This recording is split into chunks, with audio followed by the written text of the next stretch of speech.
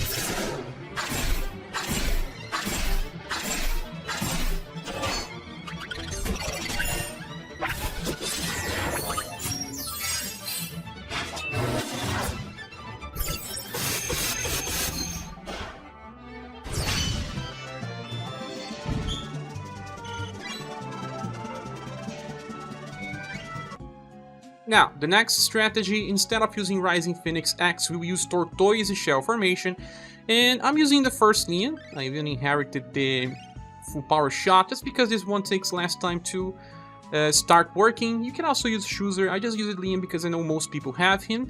I also capped Matriarch because she's a very good buffer. If you don't have her, you can bring another wheel buffer. Also, Halloween Princess White Rose will also work, but I think she's too fragile for this. Then I brought Nawal's Daughter as another healer because of Water Fast, but to show you that it also works. And yet another support character being Diana, because she has Prayer for Peace, buffs, and Rinse and Wheel. Some of the attacks are actually physical, and heals and cleanses. If something happens, she can fix, and she's also a reviver. Besides, the latest character is Mask, and although he does not have the same utility as some other fights where the boss uses multiple attacks, Mask can still protect, has great adventure to taunt, and will heal on overdrive as well. So this squad also worked very similarly, so use the one that fits you the best. And let me show you the equipment. The same applies. I try to give resistance to a little bit of everything in order to not take too much damage from the boss attacks.